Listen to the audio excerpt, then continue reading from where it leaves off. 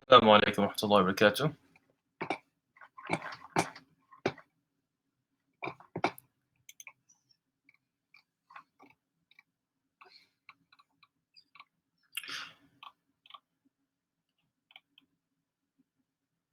Inshallah, Brother Rauf Siddiqui, Jazakallah khairan. We'll just give it a few minutes, and we have about 4 people online right now, but we'll give a few minutes before we start.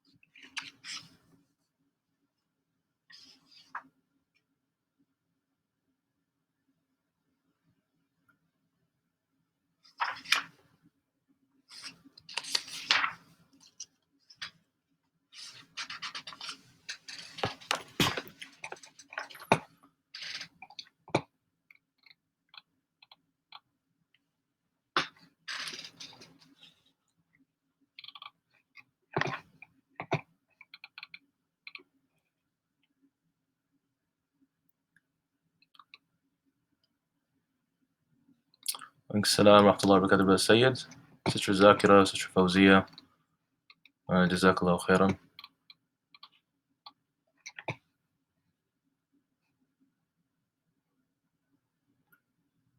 Salam al Hafiz Munib, inshallah.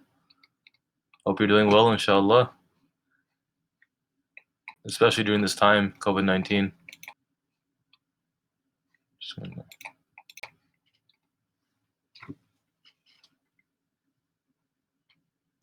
So for the exam, inshallah, I'll mention it after as well. But for the exam, we will be doing the exam. I will be emailing it out after the next class, inshallah. So I believe it's 23rd, if I'm not mistaken.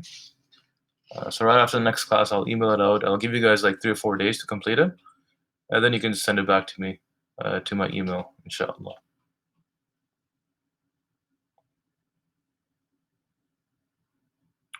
Yeah, so 22nd of April. So 23rd, I'll send it out Thursday, and you'll have a few days to complete it, inshallah. And you can send it back to me. So it's basically your understanding of the text, inshallah. Yeah, of course, some notes that you've taken in class, some things I've mentioned. So it'll be based upon that, inshallah.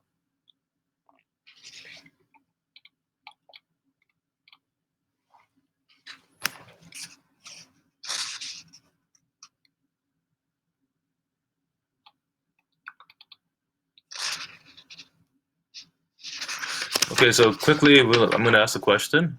So just while we're waiting for people to sign in,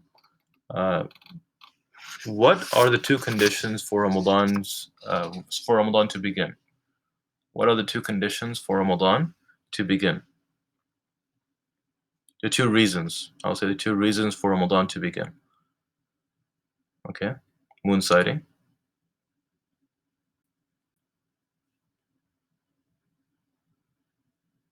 So Brother Sayyid has said moon sighting. What's the second one? Completion of Sha'ban. Excellent. Okay, so the moon sighting on the 30th night of Sha'ban, or the completion of Sha'ban. So the 30th night is the 30th, as we said, the night comes before the day. So the 30th night, if it's seen, then we will, the month will become Ramadan. Otherwise, we will complete 30 days of Sha'ban and start Ramadan after that. Good, mashallah.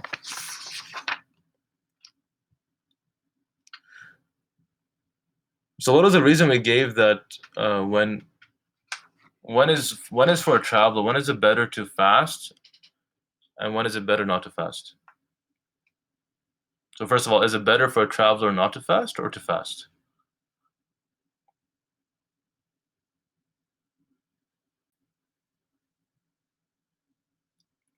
Not to fast? Okay.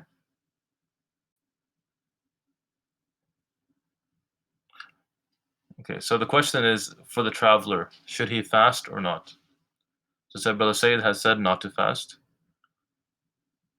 No. Okay.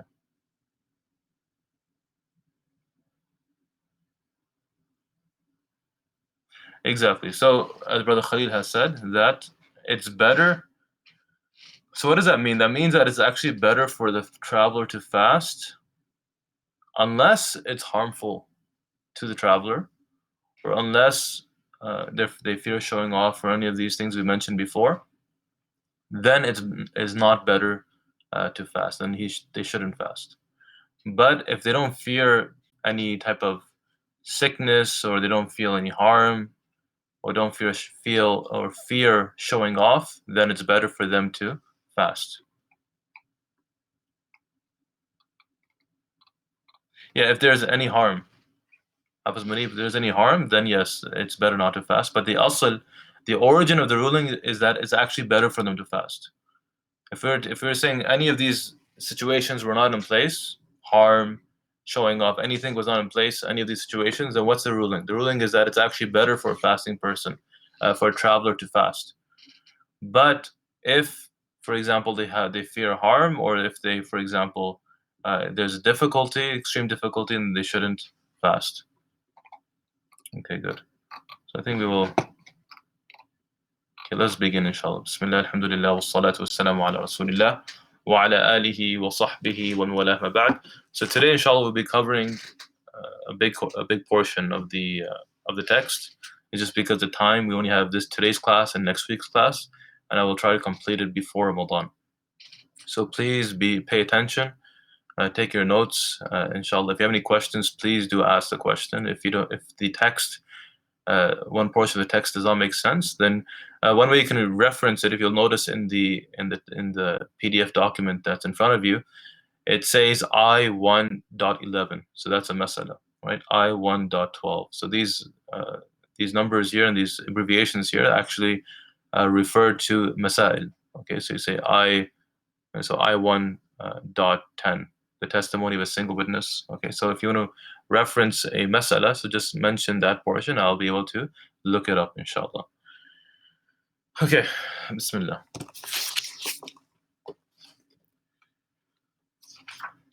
So we stopped at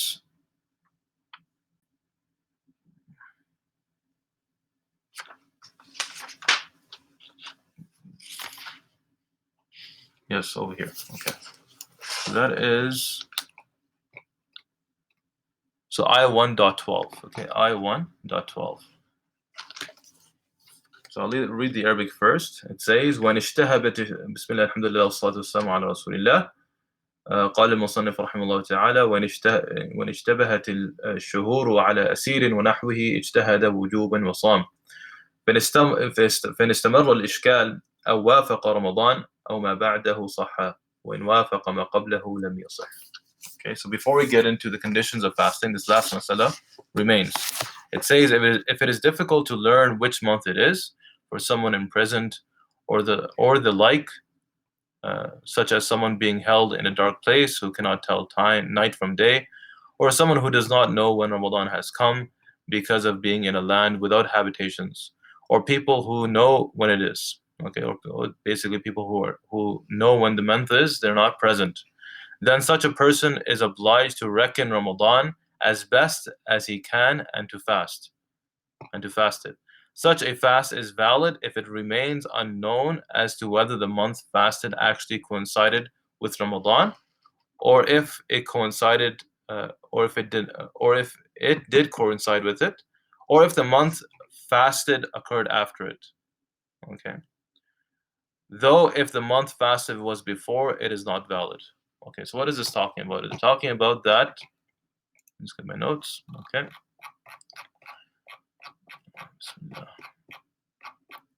Okay. So here we are.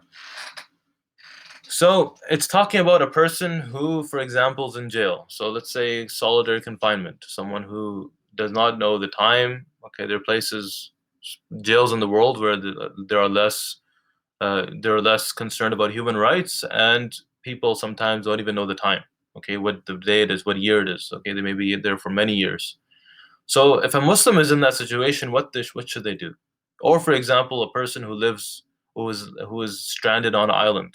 Okay, there's no cell phone, no connection. They don't know what day it is, what time it is. Okay, they don't know let's say what they don't know what day it is because the time they can tell from the sun, but they don't know what day it is or which month it is. So in that case, what does a person do?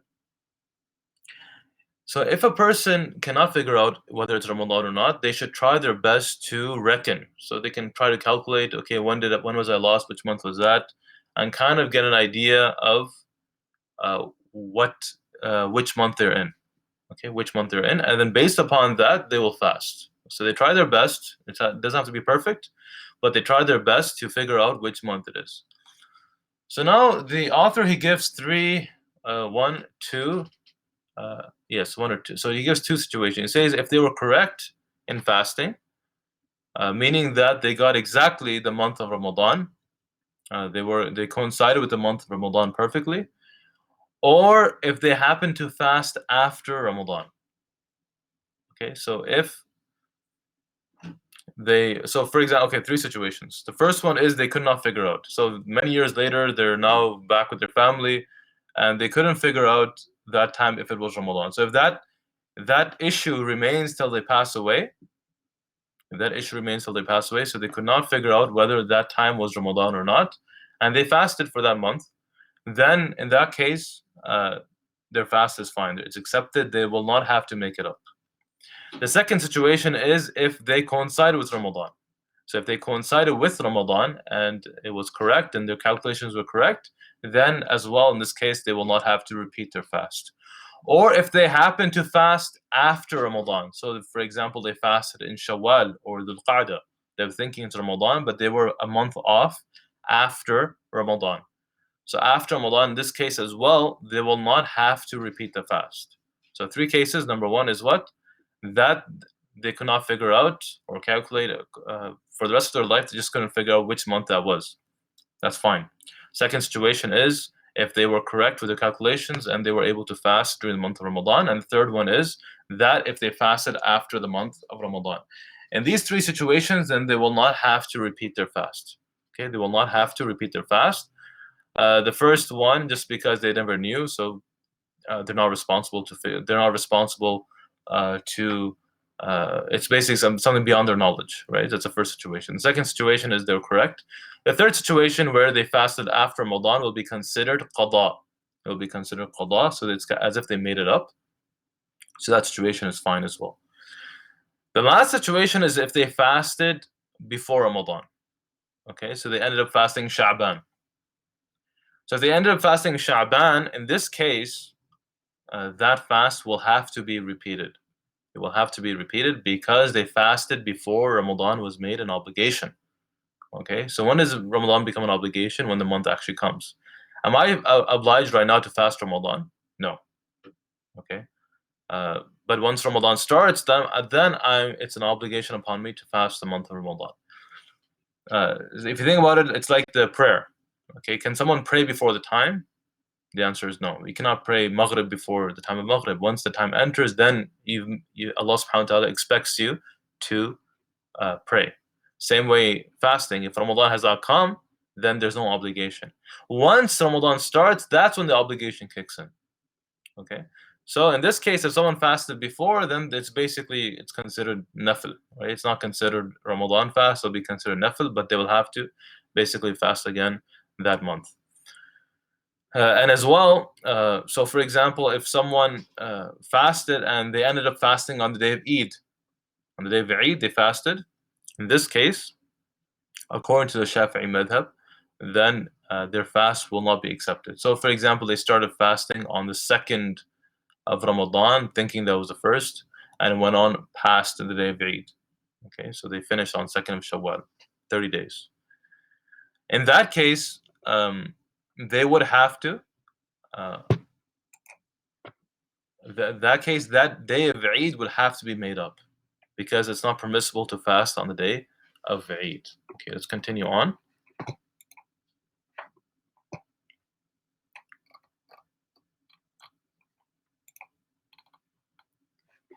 The conditions of fasting. The conditions of a valid fast. The conditions of a valid fast.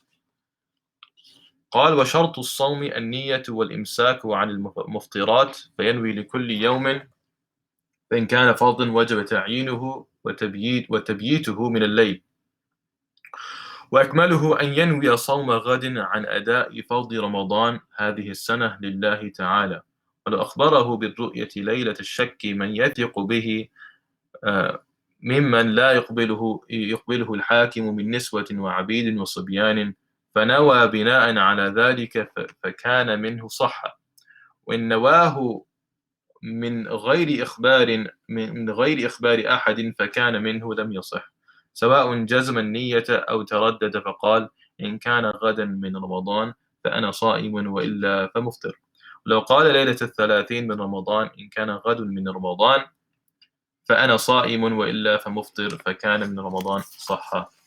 Okay, so now we are talking about the conditions of fasting. What are the conditions of a valid fast? There are two conditions, and these conditions are in place because they basically, without these two conditions, the fast would not be valid. The first one is being the niyyah, so the intention.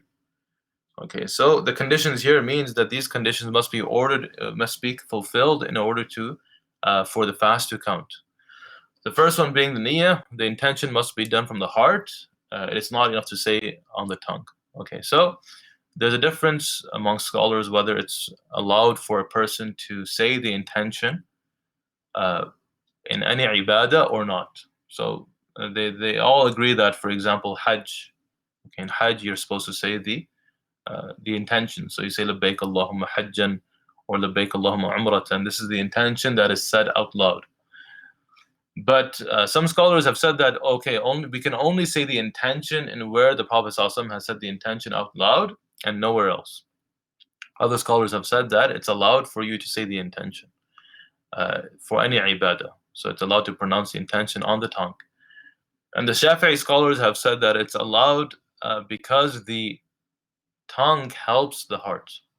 Meaning that when you say it by your tongue, when you say, for example, nawaitu أداء فرض رمضان نويت الصوم لأداء فرض رمضان في هذه السنة, it's like you're basically reminding yourself, right, of the intention.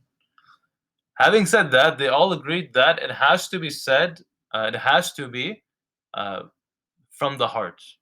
The intention has to be from the heart, meaning that if someone, for example, was to say the intention of dhuhr, okay, so they said it for dhuhr that I intend to pray 4 rak'ah of dhuhr, for example, but it's fajr time, and in their heart they intended to pray fajr, but it's a slip of the tongue, so they ended up saying salatul dhuhr, and they say Allahu Akbar. In this case, would their prayer count as fajr or not? The answer is it will count as fajr, because what's the point, or what's looked at, is what's in the heart, the intention from the heart, and not what's on the tongue. Okay, so even if the tongue differs with the heart, so you say something and you thought something else, In this case, the heart will take precedence. It will be the one we will be looking at. Okay. So same way over here that, for example, if someone intended to do a qada, okay, they wanted to do a qada of a fast, okay, so their intention is to do qada, but they said that they intend to do a sunnah fast. So what is looked at is the intention of the heart and not the tongue. But they say that it's recommended for someone, for example, who uh, who needs help in reminding themselves, because it's an issue if a person starts a prayer and they do not know whether they're praying dhuhr or asr. So they say Allahu Akbar and they're confused. Am I praying dhuhr? Am I praying asr? Right? This in this state, this is an issue because the salah is not counted because they don't know what they're praying to begin with. Okay, so in order to avoid that, they say a person should say the intention so they know for sure what they're about to do. So that's what they say. So they're not saying that necessarily that it's something that has been established every time the Prophet ﷺ made the intention. No, he said it in certain actions, no doubt. But they say that the reason why we should say it is just because people are so busy with their lives. You're at work, salah time comes and you want to stand and pray salah and your mind is busy, for example, with your work. So now in order to focus and make sure that you know what you're about to pray, you say the intention, you take a moment to make sure you understand what you're about to do, and then you start the prayer. Same way the fast, that a person can say the intention, that's fine as well. That's the first condition, is the intention. And the second one is that refraining from anything that breaks the fast. Refraining from anything that breaks the fast. Does this make sense? Any questions so far? Any questions?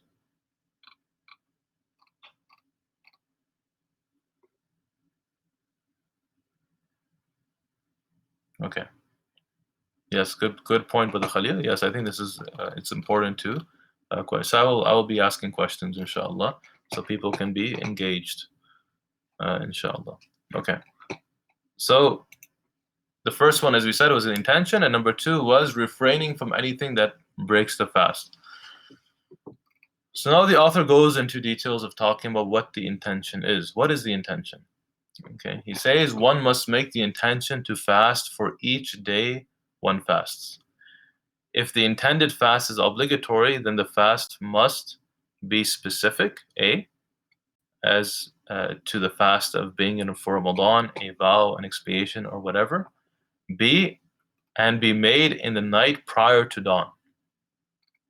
Okay, so now it's telling us this this point over here that it has to be specific. So we're talking about intention. What does intention look like? Number one, it has to be specific. It has to be specific, meaning that, is it a fast of Ramadan? So he says Ramadan, he says a vow, an expiation. Can someone give me an example of a vow? What is a vow? V-O-W. What is that? A vow. You can answer in the chat box. What is a vow? Okay, good. So you say, for example, لله علي أن أصوم 20 يوما من رمضان 20 يوما من شوال, for example. That a person says that upon me is to fast 20 days of Shawwal. Okay, he makes a vow. Or sometimes what people do is, which is not recommended, but people still do it, where they say that, oh Allah, if you do this, right? For example, if I get this job, I will fast, or I'll give, they say I'll give a cow in sadaqah. Okay, I'll slaughter a cow. Or for example, they say that, if I get this position, I will basically fast 3 weeks out of Shawwal. Okay, so it's a vow. So this, once they make that vow, even though it's not recommended that a person does a vow in the sense that where they're kind of, as brother say, it says over here, dealing. It's like a deal that, oh Allah, if you do this, I'll do that.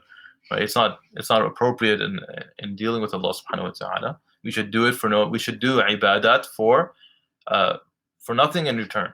only for the rida of Allah subhanahu wa ta'ala. But let's say if someone were to do that, or someone were to just make a vow that, if I do, they make a vow that I will fast 20 days of Shawwal. Then in that case, what happens is that it becomes an obligation. Just like Ramadan is an obligation, these fasts become an obligation. Okay, so it says over here that fasting, an expiation. What's an expiation? Can someone give an example of expiation? What's an expiation?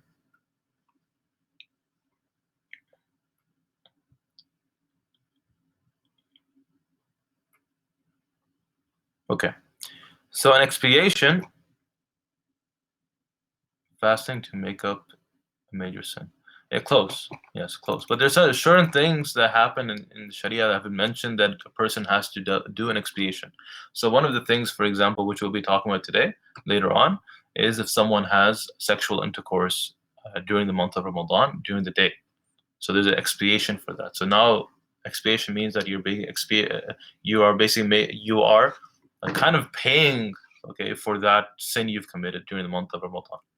Okay, so now we'll talk about that inshallah when it comes. It's good points, mashallah. Excellent. So expiation or whatever. So it's Ramadan vow expiation. Okay. So it says that that's the first thing. So a person has to specify. So be specific. That if it's for Ramadan, if it's for a vow, you can't just say I'm fasting tomorrow, right? Especially if it's an obligatory fast, you have to specify what type of obligatory fast is it. What type of fast is it? Is it Ramadan? Is it a kafara? Is it a nadr? Nadr is vow. Kafara is expiation in Arabic. Okay, so kafara is expiation and vow is nadr. Noon, dal, ra, nadr. Okay. So the second point is B, that to be made in the night prior to dawn, meaning that it has to be made before Fajr. Okay, it has to be made. The intention has to be made before Fajr. This is according to the Shafi'i madhab for a obligatory fast. Make sure you put down obligatory fast because we'll talk about sunnah fasts after. But for obligatory fast, according to the Shafi'i madhab, that it has to be made before dawn. According to the Hanafis, that it can be made before, midway before, what does it say over here? The intention of for a day for Ramadan, but not make up, is valid if it made before midway between the dawn and sunset of the day itself. Okay, so basically you can say halfway of the day. So the Hanafis allow that for the fard fast. Okay, so this is for ada, for ada, which is basically there's a difference between ada and qada. Can someone tell me what is ada? What is qada? What is ada and what is qada?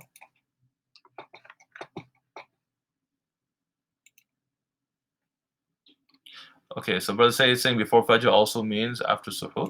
You can, so even from nisf al-layl, which is basically half the night. So it's not a must that a person has to wake up for suhoor and have the suhoor. And no, we're talking about what's the basic requirement for the fast to be accepted right now. So for the fast, it can be, the intention can be made after half the night has passed. How do we know half the night? We calculate from Maghrib till Fajr.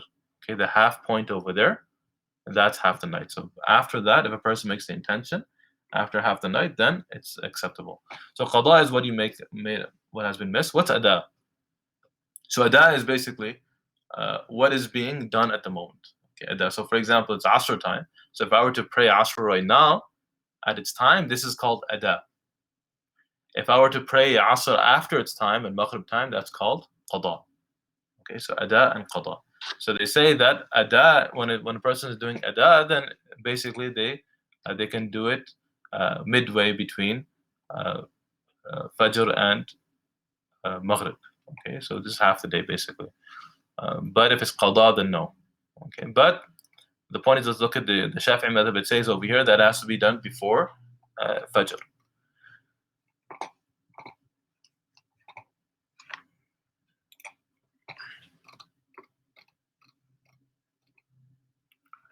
Okay, so the optimal way is to intend in one's heart to fast the following day as a current performance. So this is what ada.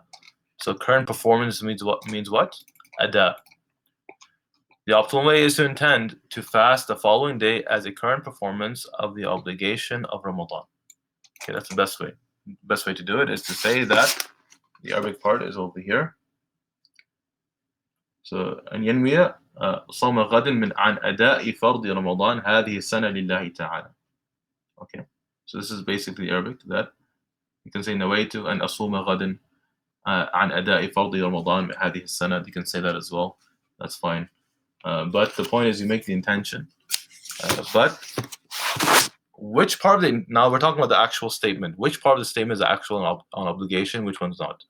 Okay, so now it says over here that the only part of the statement that's an actual obligation. So this whole statement we said that this نويت غدا نويت صوم غدا من عن أداء فرض رمضان هذه السنة لله تعالى.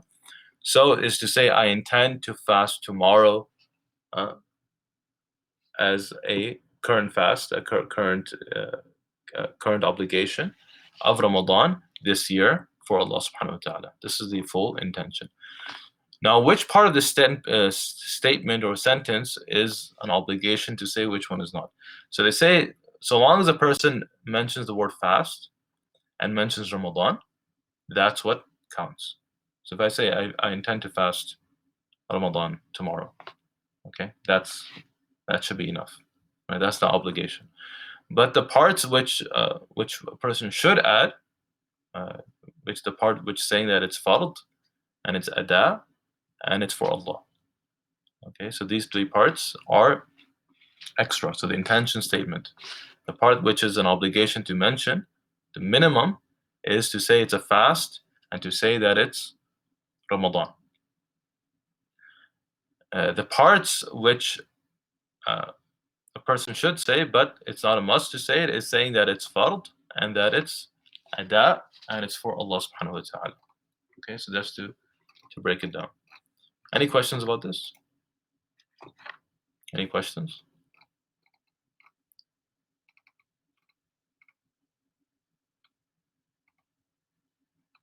Brother Rauf is asking that when one makes the intention to fast on the tongue, does it have to be specific sentence in Arabic, or can one make it in English? The answer is you can make it in English as well. It doesn't have to be Arabic, right? It can be said in English as well. Good question. So I was going to get to that, Hafiz Munib. That so I'll talk about that in a moment, inshallah. The question is, can a person make intention for the full month? Brother Nabil is asking, can intentions be merged together for multiple purposes?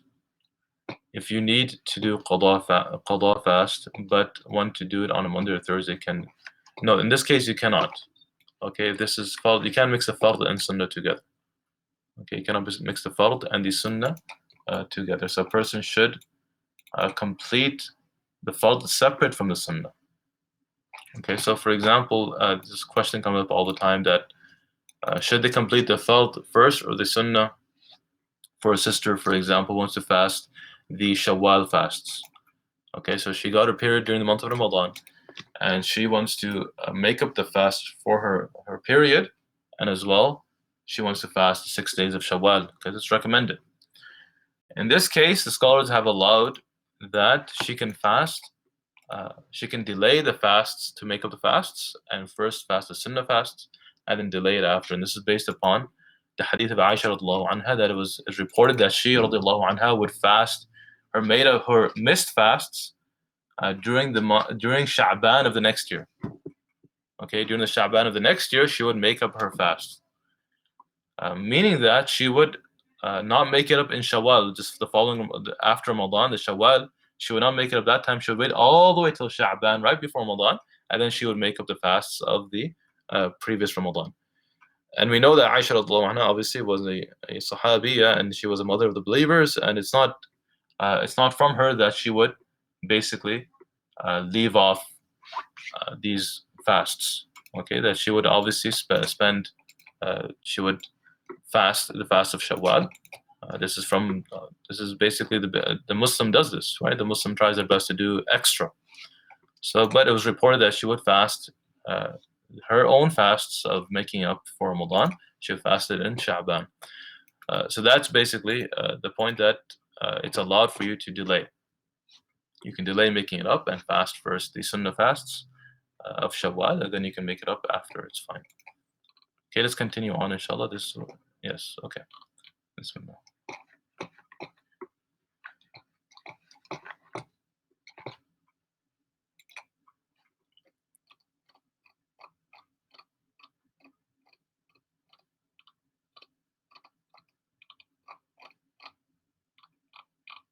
Okay, it says that one's intention is valid if on the night before a day of uncertainty as to whether it will be the first day of Ramadan, someone one trusts, but who does not have all the qualifications of an acceptable witness, informs one of having seen the new moon.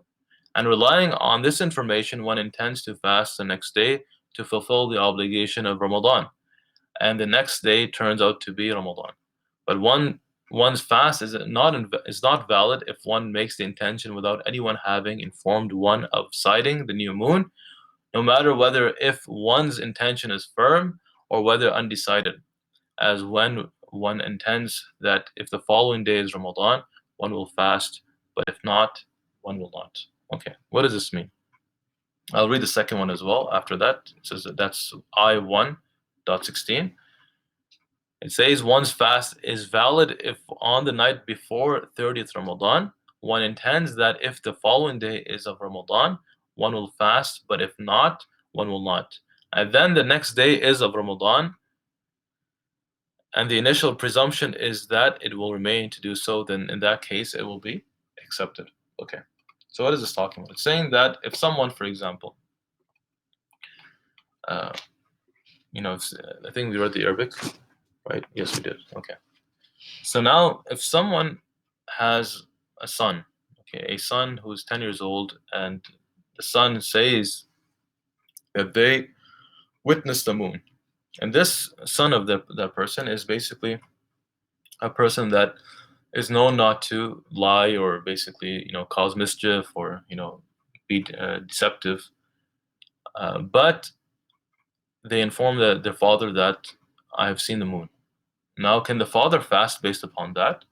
Now, if the father trusts the son that the son is not lying, even though this person is not acceptable in front of the qadi, the father can fast for himself only based upon the son's witness. Okay, based upon the son's witness, the father can fast. Or, for example, the wife. Okay, so according to, in this situation, a woman's testimony is not accepted in the beginning of the month of Ramadan, or basically the entrance of the months in the Hijri calendar. But if the wife were to tell, or if a sister who is trustworthy, okay, and you trust that person, they said, I've seen it, okay, then a person can fast based upon that testimony, even though that testimony is not accepted at the qadi, with the judge. But obviously, you cannot go around telling other people, right? You cannot tell other people to fast. But it's only if someone you trust informs you of that, then in that case, then the person is basically cannot. If someone informs you who's trustworthy, then in that case, then that person can fast based upon that person's witness. Okay, that's one thing. The second point is that if someone has a taraddud. What's taraddud? Taraddud is basically undecisiveness. Okay, so they're saying that if Ramadan is tomorrow, then I will fast. If not, then I will not fast. In this case, that intention is not acceptable. If someone says that if tomorrow is Ramadan, so they're saying if tomorrow is Ramadan, I will fast. If not, then I will not fast. Then I'm not fasting. In that case, it is not allowed. That tension is not acceptable. The example of this is, for example, if someone says that, I will pray Dhuhr, I'll start in their mind is thinking that I'll pray Dhuhr, but if my friend Bilal comes at the door, I'll break my prayer and go answer the door. Okay. this intention is not acceptable, because we have to have the intention that's firm. One of the conditions of intention is that it has to be firm, meaning that there cannot be taraddud, there cannot be undecisiveness. It has to be a firm intention when it comes to any of these ibadat. Or, for example, someone says that they see their son playing with something dangerous, and in their mind, their intention is that if that son goes close to that knife, for example, I'll break my prayer and save my son. So I'm going to tell you the difference. There's a difference over here. There is an intention at the beginning of the ibadah. So if someone starts out their prayer with that intention that they're not sure if they will complete the prayer, okay, because they see their son playing with a knife. So now, if they make the intention at this point that if my son was to grab that knife, I will break my prayer and go basically grab the knife out of my son's hand, this prayer is not accepted. But it does not mean that if the son were to grab the knife that you can break your prayer still. It's fine. But the only issue is that it cannot come at the beginning of the action. This taraddud, this uncertainty cannot come at the beginning of the action. So if a person is praying, right, they shouldn't have the intention, if my son grabs a knife, I'll break my prayer. No. They're praying, if the son does grab the knife, then obviously they'll break their prayer and save their son. There's no doubt about it. But it should not affect the person's intention at the beginning of the prayer. Okay. The fast over here, according to for Ramadan as well, is that if it's Sha'ban, 30th of Sha'ban, and if someone makes that intention that if Ramadan is tomorrow, I will fast. If not, then I will not. Okay, so 30th Sha'ban, meaning 30th night. The 30th night. So the next day might be Ramadan, it might not be Ramadan. Okay, so if they say, if tomorrow is Ramadan, I will fast. If not, then I will not fast. That's not allowed. Okay, a person has to have basically make a firm intention based upon a witness. Okay, based upon a witness. They either seen the moon themselves, or they found a witness who told them that they saw the moon. But if, for example, they were to say that tomorrow is Ramadan, I will fast tomorrow. So they did not make taraddud. They said I will fast tomorrow. Okay, but no, they did not see the moon, nor did the witness come forward and tell them that tomorrow is Ramadan. In this case, their fast is not accepted as well. Okay, because we have a principle in fiqh which says we have different principles. One of them says that the original state remains in that state. The original state remains in that state until a proof comes and removes that state. Okay, or for example, they say al-yaqeen la yazul bi-shak, that certainty cannot be removed with doubt. So the asl is that it's still Sha'ban. Ramadan has not been established yet. Once Ramadan is established by a witness sighting the moon or the completion of Sha'ban 30 days, then it's Ramadan. Okay, so you'll need a strong proof for Ramadan to enter. So for example, to make it more clear, someone who doubts whether they use the washroom or not for wudu. Okay, so they're like, you know what, I'm not sure if I use the washroom. So the scholars have said that if a person is in doubt whether they broke their wudu or not, and they're certain that they had wudu, so first of all, they have to be certain they have wudu. If they're not certain if they had wudu or not, this does not count. Okay, but they're certain, they remember, I made wudu after Maghrib. But now they doubt, did they use the washroom or not? Did they break their wudu or not? That means that their wudu is still intact. Their wudu is still intact. Okay, same way, another masala is, for example, a man who gives divorce to his wife.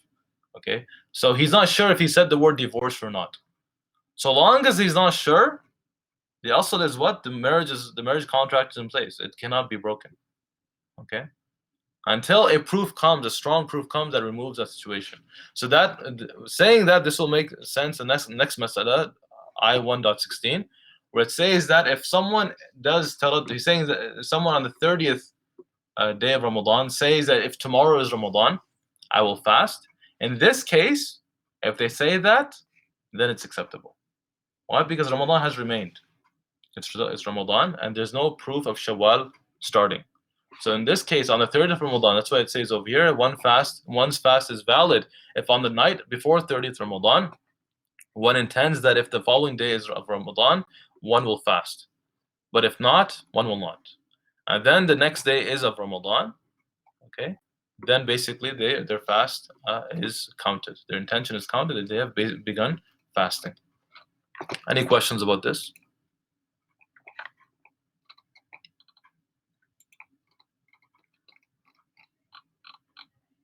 Does it make sense? If it makes sense, please press 1.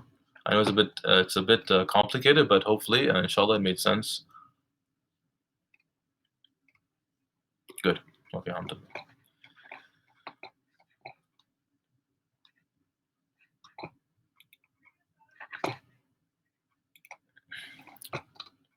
Okay, after that it says,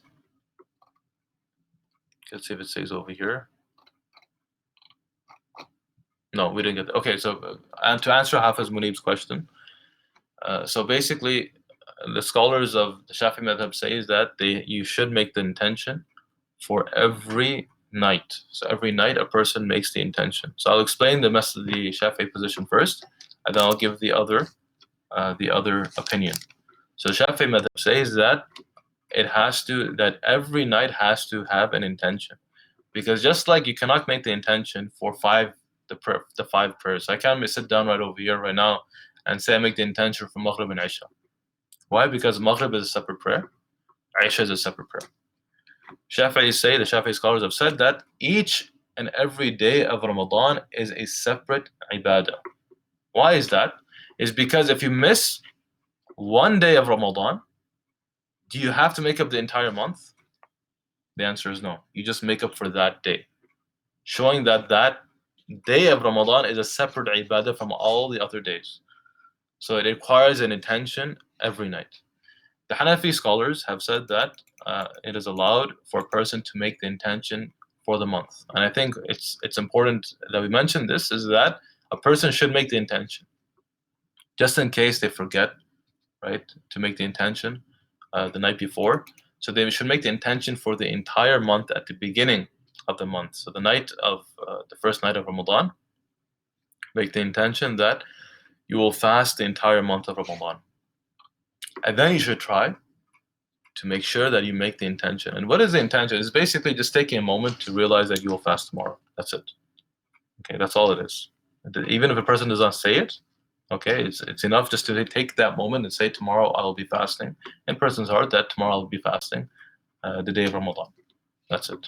Okay, so just that taking that moment, just because it does not become something like an autopilot, oh, I just got to, oh, it's Ramadan, I'm fasting.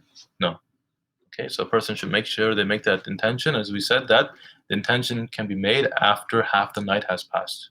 So once half the night has passed, so even, for example, if half the night comes at 11:45 p.m., so, and you want to go to sleep and you have work in the morning, you might not wake up for suhoor. So just right before sleeping, just make the intention in your mind that you're fasting tomorrow. That's it. Okay, just keep it very simple. You don't have to go into too many details, right? Because people sometimes get confused and they might get waswas from shaitan that did they make the intention or not.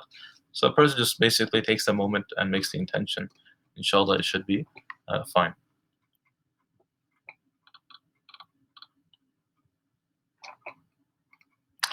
I1.17 non-obligatory fasts are valid by merely making the intention to fast before noon. Okay, so now we're talking about sunnah fasts. Okay, the sunnah fasts which are not wajib, are basically, you're allowed to make the intention before zawal. You're allowed to make the intention before zawal. So you wake up in the morning and you want to fast. So let's say it's a Monday morning and you wake up, you want to fast. So long as zawal has not passed, you're allowed to make the intention at that moment and fast. And the second condition is that so long as you did not do anything that broke your fast. So for example, if you ate breakfast in the morning, no, you cannot do that, right? So long as you did not do anything which breaks the fast, and as well you you made the intention before zawal, then in that case, then it's acceptable. And this is based upon the hadith of Aisha radiallahu anha. قالت دخل علي رسول الله صلى الله عليه وسلم ذات يوم فقال هل عندكم من شيء فقلنا لا فقال إني إذا صائم ثم أتانا يوم آخر. Okay. So this is basically the hadith that Aisha radiallahu anha, she says that the Prophet ﷺ would enter upon us in the day and would ask, is there any food? and the wives would say that no, like one of the wives would say no, there's no food, and then he says, then I'm fasting. Okay, so it just shows the simplicity as well. Like if you read this hadith, they can't pass these hadith except to talk about the simplicity of the life of the Prophet ﷺ. That many days would be there that there'd be no food in the house of the Prophet ﷺ, and he would fast. And because there was no food in the house, he would say, "Idan ana sa'imun," that I'm fasting. So it just shows the simplicity of the life of the Prophet ﷺ. And subhanallah, our fridges, even though we're in COVID-19, our fridges are full with food. Inshallah, all of us are in that situation. And alhamdulillah, we should be thankful to Allah subhanahu wa ta'ala for the blessings we have. Because the Prophet ﷺ, the most beloved creation of Allah, to Allah subhanahu wa ta'ala, he himself, he had the most simplistic life. And even that he describes himself as being a traveler. Like another hadith, which I can recall, it says that one day Mu'adh ibn Mas'ud Allah came to the Prophet ﷺ, and he saw the Prophet ﷺ lying down, and because of lying down on this mat he had that was made from date palm, that had left these marks on his back. So then the Prophet ﷺ, while he gets up, and Ibn Mas'ud Allah, he sees these marks on the back of the Prophet ﷺ, and Ibn Mas'ud suggests that, saying that why don't we put some blanket or something, some cover over this, so that it's less, you'll have it'll be more comfortable. And Rasulullah ﷺ replied by saying that mali walad dunya, that there's nothing for me in this world. It had nothing to do with this world. My example is the example of a traveler who has come and has stopped by a tree and has taken some shade, and then gets up and leaves. That's my relationship with this world. Okay, so you can see this when you read these hadith, especially even though we're studying fiqh, and it's fiqh is not a subject, and you'll find that, subhanAllah, that I was waiting for this. That, sorry, brother Nabil, I do not. Can you explain your question again so I can answer it, inshallah? So fiqh is something that, subhanAllah, you'll find many people, or even just any subject in Islam, it requires a lot of discipline to study, because it's not like a regular lecture where a person hears the stories of the Prophet ﷺ, the Sahaba, and has those heart softeners, and that basically drives them towards listening to the lecture, right? Fiqh, hadith, I would say tafsir sometime, but tafsir, alhamdulillah, it's very refreshing to study as well. But especially laws, regulations, halal, haram, this is part of our deen.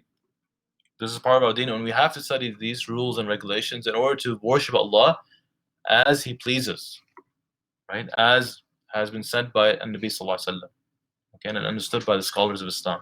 So it's our obligation as Muslims that even though it's dry, that we should still have to study these subjects. And subhanallah, that if we think about it, that even though this is the case, that when we study these subjects, we'll find these hadith, right? We'll find these hadith which make you stop and wonder and think about, like for example, this hadith of the Prophet ﷺ is this the simple life of the Prophet ﷺ, and it just you should stop and think about it. Just don't read it as a proof. Yes, it's a proof that a person can make the intention when they wake up before zawal. No doubt that's a proof. But you just have to ponder that you're reading these words of the Prophet ﷺ, and you're thinking, you're looking at this and say, subhanAllah, the Prophet ﷺ did not even have food to eat. Okay, so Brother Nabil is asking, he's saying, related to I-116, could you re-explain the scenario of the person not intending to fast the next day if it's not Ramadan? So I-116.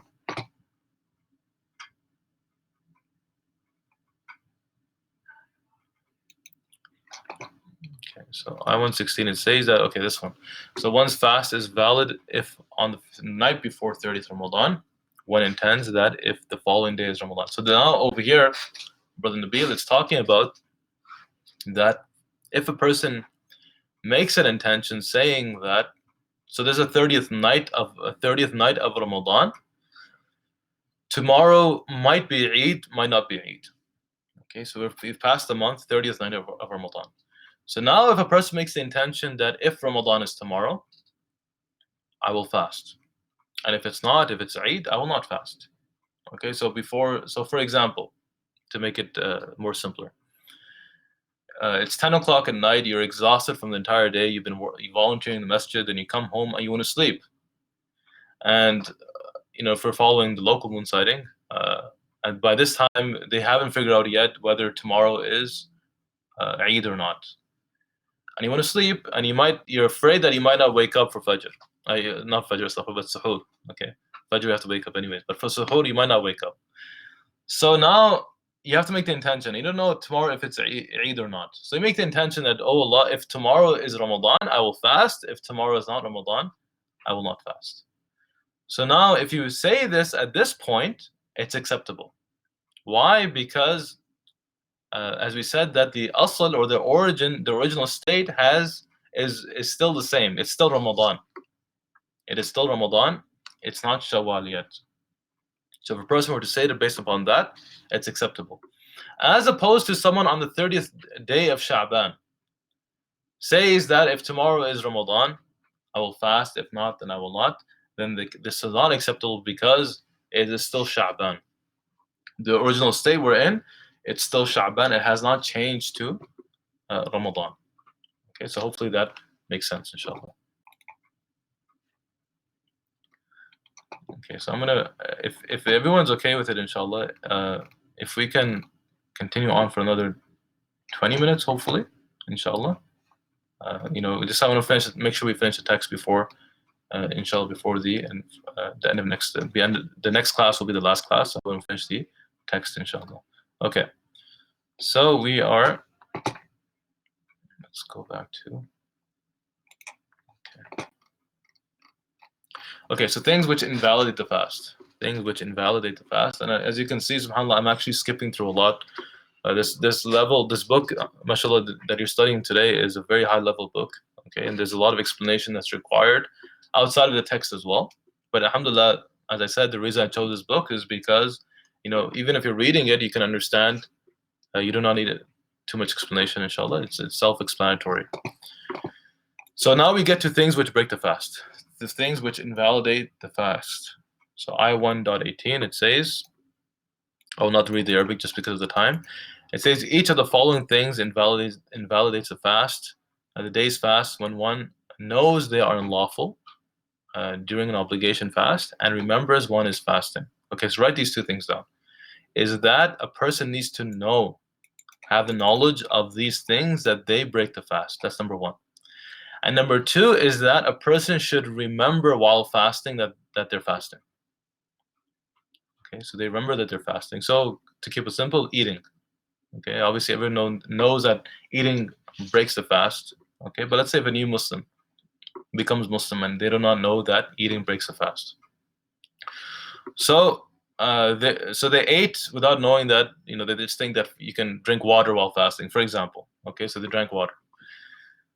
So now their fast is still valid because they were jahil of this point over here with what breaks the fast. The second scenario is what happens to some of us that while fasting you might take a bite of a samosa, for example, and you take that bite and just you remember, I'm fasting. In that case as well, your fast still remains and it's not broken. And it says over here that if a person knows, if they know and they remember, then they are obliged to continue fasting till the end of the day and make up for the fast later. They make up for the fast later. So if they know and they remember, so they deliberately break their fast, they deliberately take a sip of water, then they're obliged to continue fasting till the end, till Maghrib. It's not like they broke their fast. No, they have to continue fasting till Maghrib, and as well that they'll have to make up the fast later. And of course, it is a major, major sin. A major sin. In fact, if the person were to fast their entire lifetime, it would not, and reward-wise and sin-wise, they would not be able to make it up. If someone deliberately breaks their fast in Ramadan, then if someone has done that before, they should make tawbah to Allah subhanahu wa ta'ala for doing that, because it's a major, major sin. Okay, so even though when we talk about technically what they're supposed to do, they're supposed to go out and basically after Ramadan make it up. No doubt that's one part, but the other aspect is a reward, because one part is fulfilling your obligation towards Allah, and the other part is the reward, and we'll talk about that in detail. But in this case, yes, you fulfilled your obligation of the fast, meaning that you will not have to make up the fast again. So long as you've made up the fast, it's done. But now the reward and the sin part. Okay, we're not looking at that. Right? So for example, to make it simple and clear, we know that backbiting is a major sin. Swearing, lying, these are all major sins.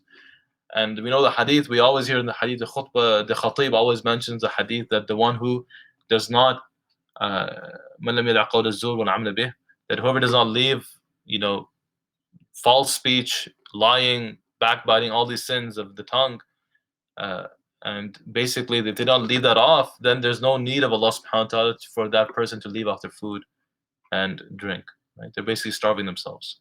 Doesn't mean they broke their fast. The scholars have said no, they did not break their fast, but they've lost the reward.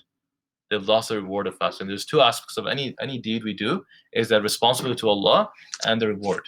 Okay, so sometimes for a prayer, for example, so long as you've completed the prayer, you've done the arkan, you've completed the pillars of the prayer, your prayer is accepted. Does not mean I have to go pray my dhuhr again. Right? It's completed. But your reward in the prayer is based upon your concentration during the prayer. So long as you're concentrating during the prayer, you're being rewarded by Allah. Once the concentration goes left or right, then that reward aspect is lessened. So a person's reward aspect is given based upon the concentration in the prayer. Okay, let's get back to this topic here. So long as if someone has knowledge, and deliberately does it, meaning that they did not forget, then these things will break the fast. Number one, eating. Number two, drinking. I'm not going to mention the proofs because there's no time. Number one. Number two is that these things are known, some of them, and if it's needed, I will mention the proof, inshallah. But for eating and drinking, we know that we cannot eat or drink. And it says smoking as well. So smoking cigarettes is not allowed. Outside of Ramadan, obviously, it's haram to smoke anyways. But a person who smokes during the day of fasting, that they have broken their fast. Okay, number three is taking snuff, basically in wudu. So taking that snuff into the water into your nose. If you take a full amount of water and put it into your nose, and it gets to your, it's a large amount of water, then you put it into your nose, that will break the fast. Okay, that will break the fast, because the Prophet ﷺ said, "Balighu fil istinshaqi illa an takuna sa'iman." That basically balighu, that go the extra mile, go the extra in taking the water up your nose, right? Sniffing it up your nose, except if a person's fasting. Why? Because if it's to do that, it will actually break their fast. So before we continue, there are entrances to the body, which if anything enters within these entrances, that they will basically break the fast. Number one is what? The nose, the mouth. Start with the mouth because we're eating food. Mouth, nose, ears, and basically the anus area, and for a woman it's the vagina, right? So these areas are open areas. If anything enters in those areas during the fast, then, and for the mouth, for example, that it goes beyond the throat. Nose, it goes up beyond this area over here. You feel it, right? Or for example, the ear, it goes to the eardrum. Okay, and we'll talk about for the vaginal area and the anal area as well. We'll talk about that. But basically, if these points, if anything enters in these areas, that the fast will be broken. The fast will be broken. So we'll take it from here, inshallah. That, for example, a person taking a snuff and reaches the sinuses area. So if someone's using oil, water, anything, medicine, okay, this will break the fast. Okay, just give me one moment. Go outside for a moment, please. Okay, go outside. Okay. So next is basically suppositories. Basically, suppositories, if they enter into the vagina area or the back, the anal area, then this will break the fast as well. So this includes So yeah, we'll get to that. So any medicine that enters in these two areas, this would break the fast as well. Okay, so pouring water into the ears until it reaches the eardrum as well will break the fast. Okay, so a person should not go in the shower and basically take the water and put into their ears. No, they shouldn't do that. They should as well avoid swimming as well. So immerging yourself into water. Okay, a person should avoid that as well. Number 6 is inserting a finger or something else into the anus or vagina further than the area disclosed when one squats. So basically, what does this mean? So if one were to squat and relieve themselves, that area that's shown, that is considered the outer area. Anything beyond that which is not shown, if a person's finger or they insert something into that area, this would actually break the fast. So any internal checkups, for example, okay, this would break the fast. Okay, it will break the fast.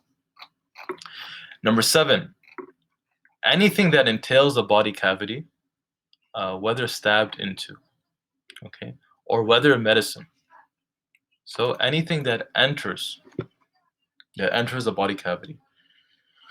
So the brain, the stomach, this whole area, okay, the stomach, the brain, okay, this is basically considered the body cavity.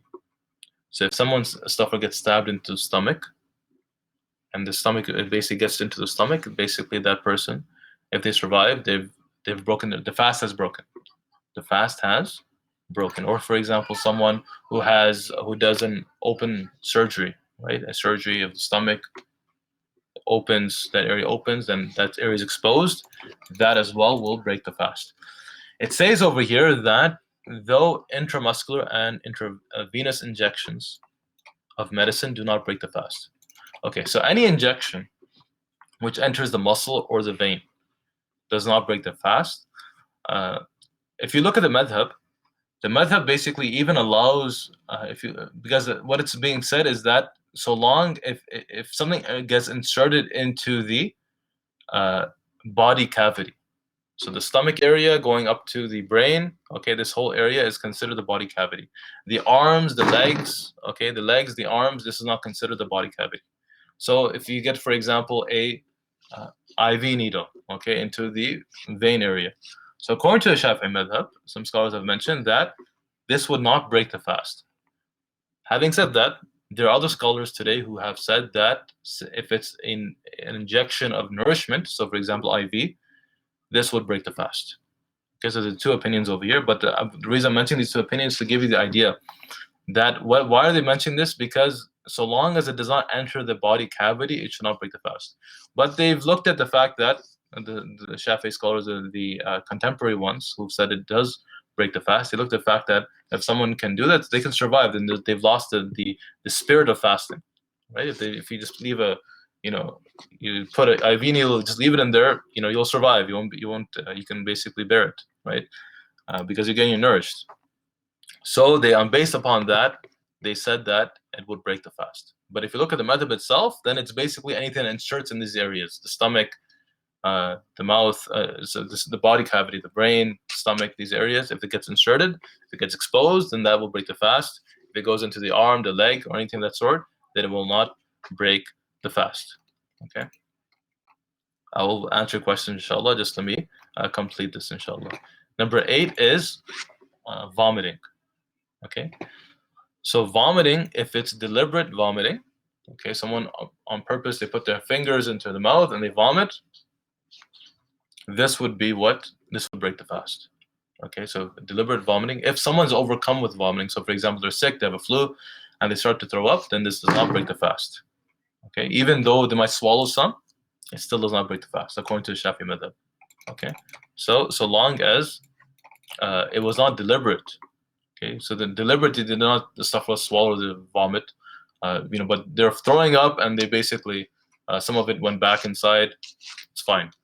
Okay, so long as it was not deliberate, it will not break the fast. But if it was deliberate, then this would break the fast. So vomiting, number 8, that's deliberate, will break the fast. Sexual intercourse, number 9. So the act of sexual intercourse, even if one does not have an orgasm, this will break the fast. Okay, or he says, or orgasm from stroking a non-genital area, region, or from masturbation. So anything that basically causes the orgasm, the person, or if the spouse, for example, to the husband or vice versa, this would break the fast. Okay, this would break the fast. And we'll talk about dreams after this, inshallah. So this will break the fast if it's done. The act itself, even though a person did not have an orgasm, or if any other act that caused an orgasm, this will basically break the fast. So again, to be very specific, if the orgasm takes place, that's when the fast is broken. So either it's the act of sexual intercourse or the orgasm taking place. These 2 points. Okay. If someone, for example, hugs their wife or gets involved in certain thing, but they do not have an orgasm, okay, they're losing the reward completely. But we're talking about, did their fast break? That's the question. Okay. Now we're not talking about reward aspect right now. We're talking about reward. Reward, yes. If a person even indulges in any type of pleasure with their wife, they're losing their reward, right? Because a person's fasting cannot indulge in those pleasures, food, foreplay, anything of that nature. They should not indulge in it, right? But now we're talking about, when does the fast break? The fast breaks if a person has an orgasm, or if a person basically has sexual intercourse. Okay, is engaged even if they don't have the orgasm. Okay, number 10, it says using so much water to rinse out the nose and mouth. Okay, so we're talking about this, that. We talked about this, that a person, for example, in wudu or in ghusl, they're putting the water in their nose, they're taking so much in that it basically breaks the fast. But if it's not, and obviously the amount of water, I'm not going to tell you by milliliters that has to be this amount, no. Okay, it just basically goes up back to what's considered normal. So if you take like a full hand, this is a lot of water, right? If you take a bit, a small portion of water in your nose, and just touch the tip of your nose, okay, and you don't snuff it in, then it is basically does not break the fast. It does not break the fast. But if you go beyond, so you're gargling your mouth, and this would obviously break the fast. Okay, this would break the fast if it goes past for the mouth, if it goes past the throat, or for the nose if it goes to the sinus area. Okay. It says number 11, swallowing saliva that has left the mouth. Okay, this is very important. So it says swallowing saliva that has left the mouth, such as a threaded needle, and one moistens the end of the thread, and then re-moistens it, swallowing some of the saliva. So what does this look like? We can use the example of a floss stick, for example, or floss thread. So if a person puts floss in their mouth and they're flossing, so what's coming on their floss is basically the spit that comes on the mouth, on the floss stick. Once it comes out of the mouth, it becomes something that's ajnabi, that's something that's foreign. Okay, it becomes like water, or becomes like food, or becomes like anything that's foreign to the body. Okay, once the floss stick is put back in the mouth with that saliva on it, which was taken out of the mouth, once it's put back in the mouth and a person swallows that saliva, they've broken their fast. Okay, miswak as well. Some people they're doing miswak, they put it down, they put it back again. If that miswak has the saliva from before, so for example, if someone does miswak, it takes it out. Once it comes out of the mouth, this saliva has become foreign to the body. If it goes back inside, it has broken the fast. And you swallow that spit, it has broken the fast. Okay? If you swallow that saliva, it has broken the fast. So it's important to understand this, that a person should not do that. So for example, if they didn't, they should just wash it off and dry it up and then start the miswak again. Once it moves out, it's broken the fast. Okay? Once you move it out, put it back in the mouth and swallow that saliva, then it has broken the fast. That's for number 11. Number 12, it says swallowing saliva that has been qualitatively altered, meaning that, so for example, if someone takes saliva, okay, or takes a floss stick and does floss, and they find blood on their saliva. Well, actually, the blood will come after. Let's say, for example, doing miswak. So we do miswak, and the residue from the miswak is left in the mouth, and it changes the color of the saliva. Okay, it changes the color of the saliva. So long as the color is changed, if you swallow that saliva is basically mixed with something that from outside, and it will break the fast. Or for example, someone drinks Kool-Aid for suhoor, okay, and every time they spit, they see red. So they have to wash their mouth until they cannot see any color left.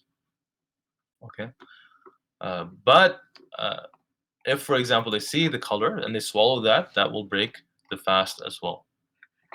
Okay, just 5 more minutes, inshallah. It says over here, swallowing saliva that has been made impure by contact. So this is what we're talking about. That, for example, if you're doing a miswak or you're doing like flossing your teeth and you see blood, so long as you see blood, spitting it, and you swallow that saliva, a person has broken their fast because the blood is basically it shouldn't mix. You shouldn't swallow your own blood. Okay. What's the exception here is the only thing that you can swallow is the saliva. That's it. Okay, saliva that's pure saliva, I can swallow my saliva. But I cannot swallow, for example, if it's mixed with blood or anything else, anything that's foreign, it cannot be swallowed. Okay, as we spit it out, you have to clean. And let's make this clear that let's say you've tried your best to clean as much as you can, but then once you're done, then for example, after some time you come and you spit again and you find that there's blood again. Okay, so you've obviously swallowed that same saliva, right? In that case, it's forgiven. It's forgiven because you've tried your best to clean your mouth from the blood. Then it's forgiven. Okay. Number 14 says allowing phlegm or mucus at the back of the mouth to be swallowed when one could have spitted them out. So meaning that this might be difficult for some people. The Hanafi school allows it. It says it does not break the fast. But phlegm, so for example, you have congestion in your chest, and you're getting phlegm, and you have a cold, and it gets very difficult. So now, if you're able to spit it out, and you don't spit it out and you swallow it, then your fast is broken, according to Shafi madhab. But if you're not able to, if it becomes difficult, you have a cold, and every 2 minutes, it's like your throat is dripping and this and that, then in that case, it's allowed. It's forgiven. It's forgiven. It becomes difficult. But if someone is able to spit it out, they should spit it out. And if they're able to and they don't spit it out, then they have broken their fast. Number 15, it says, or to continue making love even for a moment after dawn has arrived. So basically continuing on in sexual intercourse after, so Fajr is at 5 o'clock and a person continues on 5 o'clock and after. Okay. So long as they're engaged in that act, then they have broken their fast. And in fact, they have, according to Shafi madhab, they have to do a kafara. They have to pay an expiation for that. They'll have to do an expiation for that, but we'll talk about, because of the time, we'll talk about it next week, inshallah. Okay, next week. So, so if someone continues on in sexual intercourse after the time Fajr has entered, then their fast has broken. Okay. We'll just take this 3 sentences over here, 3 paragraphs here. It says that the criterion for things which invalidate the fast. It says the criterion as to whether something invalidates the fast is whether it comes under any of the 3 headings. Okay, I just want to make sure that. Yes, sorry, I didn't change my slide. Okay.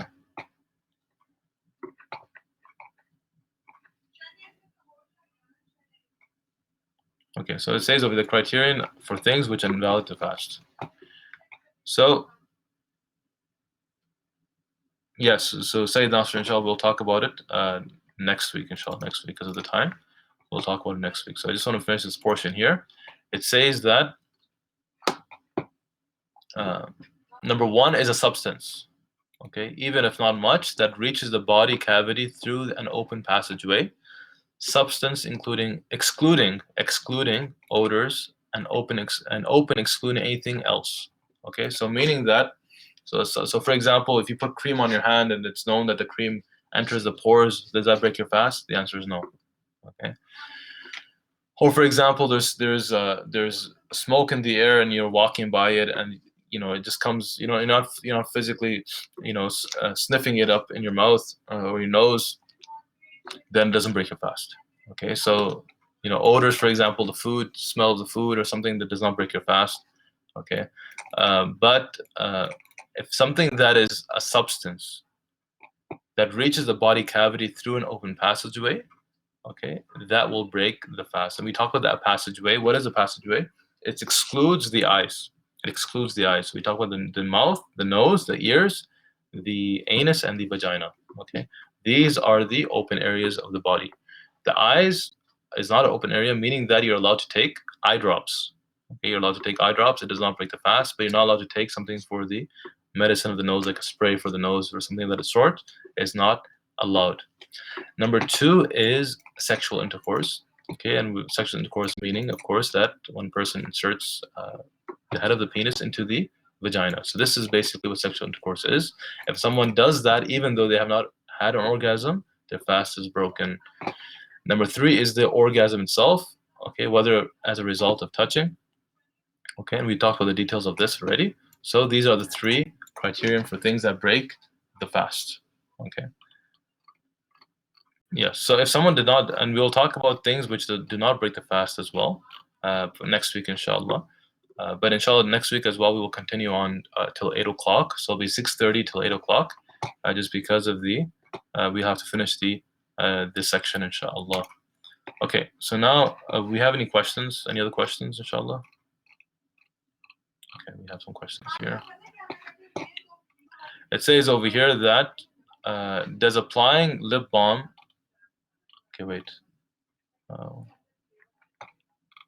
So we have a lot of questions today. Okay. So we have answered Brother Nabil's question. Brother Raouf, he says, we've answered this one as well. Khalil, he says, can one combine? Okay, so he says, can one combine intentions for fasting? We've answered this, brother, that you cannot combine it with 6 days of Shawwal. It has to be made separate. Okay, so but we said you can delay making up the fast. You can first fast the 6 days of Shawwal, and then later on make the fast up. And for example, in December or in Sha'ban, the next year Sha'ban is fine. Okay, but you cannot combine the intention of a fard and a sunnah in the same fast. Okay, Brother Khalil as well, he says, does applying lip balm or applying a moisturizer to the inside of one's nostrils break the fast? So lip balm will not break the fast unless the substance, like a physical piece of the lip balm, comes into your mouth and you swallow that would break the fast. But lip balm itself will not break the fast, even though you might taste lip balm in your mouth, right? So long as it's not physical, like the spit, your saliva has not changed color, or for example, it's not a physical substance itself, then it will not break the fast. Moisturizer inside the nostrils, no, it will not break the fast. Unless you snuff it in, then that would break the fast. But Arslani says, during these lectures, you've mentioned different rules mentioned under Shafi'i and Hanafi. Is it mandatory to follow one madhab, or can we follow a few things from one and a few from the other? It's quite hard for the average Muslim to remember which rule is from which madhab. Is there any sin or harm in mixing things up? It concerns me since we're brought up from a Hanafi household, but at times when I ask an imam for guidance, I'm not sure which madhab. Good question. A person should try their best to follow one madhab. Okay, this is obviously this is not. If someone comes and asks me what is the dalil from the Quran and Sunnah to follow madhab, there is no dalil. Okay, there's no dalil that can say the Prophet said, alaykum bi-ittiba'i ahad al-madhahib al-arba'a. Right? There's no hadith like that which says that you should follow, one of the four madhabs. Okay, so we cannot say that. We have a dalil from the Quran and Sunnah, explicit dalil from the Quran and Sunnah, which tells us that we should follow one madhab. Having said that, even though we don't have explicit dalil, we do have implicit dalils. So, for example, we have the ayah of the Quran, فَاسْأَلُوا أَهْلَ الذِّكْرِ إِن كُنتُمْ لَا تَعْلَمُونَ, and there are other ayat which talk about following the scholars. So this ayah says that ask the people of knowledge if you do not know. Okay. Now the people of knowledge have said, okay, this is from the past 1400 years, that if someone wants to study fiqh or follow, basically, especially in the past, today is a bit different, but in the past especially, that people would follow one specific madhab. This is past 1300 years. Okay. And even before Imam Shafi'i, Imam Ahmad, Imam Abu Hanifa, Imam Malik, okay, even before them, they would follow madhahib. Even before them. So, for example, they would say that we follow the so we're going in the history, right? So we after Nabi Sallallahu Alaihi Wasallam, the Sahaba, okay, so we follow the madhab of Ibn Abbas radiallahu anhu, or we follow the madhab of Ibn Mas'ud radiallahu anhu. And then after the Sahaba passed away and they left their legacy, so Ibn Abbas was in Mecca, Ibn Mas'ud was in Kufa, in Iraq, and Ibn Umar Allah was in Medina, for example. Okay, so people started attributing their knowledge to the cities. So we follow the madhab of the Ahl Kufa, and they say we follow the madhab of Ahl Medina or the Ahl Mecca. Okay, so they started attributing their rulings to the madhabs of those cities. Okay, then from those cities, these imams came out. So Malik was in Medina, Abu Hanifa was in Kufa in Iraq, Imam Ahmad mainly in Iraq as well, but as well he studied in Mecca. And then we had Imam Shafi'i who did travel to from in Mecca, and he studied in Yemen, he studied in Iraq, and he studied in Egypt at the end of his life. So now what happens is that the madhahib now basically are attributed to these individuals. Okay, and all the scholars who come after them, they follow these madhahib. And it'll be a complete different course to go into the details of this. But the point is that every scholar did follow madhab, and that person should try their best to follow madhab. Having said that, not everyone has time to, for example, study in this detail. Imagine if we studied, this entire book. You can see over here is my book I've studied in Medina with one of my sheikhs, and I lost the cover. Okay, so the cover is not even there, but you can see that it's a thick book filled with rulings of Islam. And alhamdulillah, I've done other books as well in fiqh. But the point is that it takes sometimes years, okay, to basically study a complete madhab. And even though it might take a few months to study the basic rulings, but when it comes to detailed questions and answers, a person cannot basically study all that information. He has to become a scholar in order to understand that. So the scholars have said that for the regular person, we call the ammi, the person who's a layman, what is his madhab? They say the madhab of this ammi is his sheikh or his alim. Okay, so if you go to an alim who's trustworthy, who's known for fiqh, who studied fiqh, and he gives you a fatwa, okay, even though it might be different from your madhab that you, for example, Hanafi madhab, right? They give you a fatwa based upon your situation, and you ask this alim, then you take his madhab. You take that ruling as your madhab, and you follow specifically that ruling in that situation. But it's good that a person tries to, they should, especially in our times, that they study one madhab, especially their prayers, tahara, Ramadan, zakat, hajj, at least those rulings of ibadat, they should know. It doesn't take that long, to be honest. It might be like a few month course, right? A weekly sessions that we can complete, inshallah. But a person can do that, so long as you follow that, you basically. And the good thing is that what you're following is based upon sound scholarship for the past 1300 years. Okay, so that's the difference. Instead of picking and choosing, and it should not be done. Picking and choosing should not be done, especially if it's being done on purpose. Then that's not allowed. Okay, picking and choosing is not allowed. If a person has an issue and they want to ask a scholar, then they go to that scholar and follow what that scholar said. That's fine. But if I know, for example, Hanafi say this, Shafi say this, and I make my own, my own what they call cocktail, right? My own cocktail of madhabs, then it is not allowed. Okay, hopefully that answered the question. Brother Rawan, he's saying that, or Sister Rawan, she's saying that I recall hearing, and I could be completely wrong, that the Prophet kissed his wife while fasting. There's a simple non-sexual hug or kiss really break the reward of fasting? Good question. Okay, so yes, it is reported that the Prophet ﷺ did kiss his wives, but it is also reported that the Prophet ﷺ had control over his desires more than any man. Okay, more than any man. This is the hadith of Aisha radiallahu anha. She said that, and Nabi ﷺ had control over his desires more than. There's a number that was mentioned in that hadith. So, having said that the Prophet ﷺ did kiss his wives, no doubt, but he did as well have strong control over himself. Okay, that's number one. Number two is that when the young man came to him and asked about kissing, the young man asked, and Nabi Sallallahu prohibited that young man from kissing their wife, or his wife. But when the old man came and asked the Prophet ﷺ, he allowed. Okay, so the point is that they say, some scholars have said that if for a young person, especially newlywed, this and that, they should avoid it completely because it will cause a person to have desire for their spouse. So it should be completely avoided. Okay, but for example, if someone gives a hug, and they know that they will not have the desire of sexual desire because of it, then it's allowed. But if someone is engaging in a sexual act, right, then that is not allowed. Okay, so especially for newlyweds, they should completely avoid it, right? But if someone's married for many years, alhamdulillah, they're used to each other, they can basically, if the husband kisses their wife on the forehead or gives her a hug, so long as the intention or the reason of that was not sexual, it should be fine, inshallah. Okay, Brother Nabil's asking that if you're still able to brush your teeth with toothpaste after fasting has begun, and you're sure the toothpaste itself is out of your saliva, what about the minty taste feeling that may remain afterwards? What about mouthwash after the fasting day has commenced? Okay, good question. We're actually supposed to take this next week, but I'll answer it right now.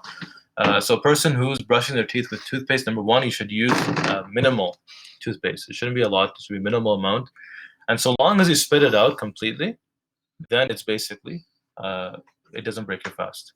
But if, as I said, if it changes the color of the spit, okay, or you actually not taste, but you can feel the toothpaste, that will break the fast. But if the taste remains in the mouth, that does not break the fast. If the taste will remain, it will be if you ate something, for example, oranges for suhoor, okay, you wash your mouth, sometimes that taste remains in the mouth. Okay, or you brush your teeth, that minty flavor remains in the mouth. That will not break the fast, so long as it was not a physical substance that was there. Mouth washing as well, I would avoid mouthwash unless someone needs to really use it. In that case, then a person can use it, but you should make sure that they do not swallow any of the mouthwash liquid, and that way, inshallah, that they will not break their fast. Are blood tests allowed? Yes, they are allowed. If you're extracting blood, it is completely allowed. But of course, if it can be delayed, it's fine, and it might be disliked because it might cause you to break your fast. So the blood tests is similar to what we call hijama or cupping. So cupping is disliked in fasting because it might cause you weakness. Okay, so same way blood tests might cause you weakness, but if a person has to do it, they can do it. It does not break the fast. And we'll talk about, inshallah, we'll talk about the cupping, inshallah, next week. Is it possible for you to ask us more questions? And yes, I will do that, inshallah. And V.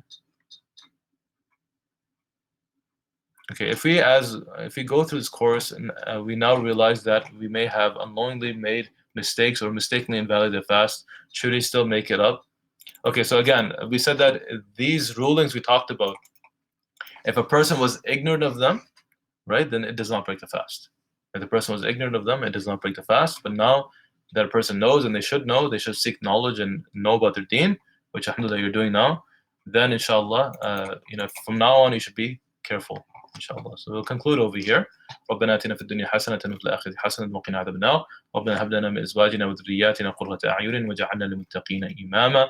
اللهم يا حي يا قيوم فقهنا في الدين وعلمنا التأويل يا رب العالمين. سبحان ربك رب العزة عما يصفون وسلام على المرسلين والحمد لله رب العالمين. And again, for those who came late, inshallah, next week will be our Wednesday last class. The last class, we'll complete the text, inshallah.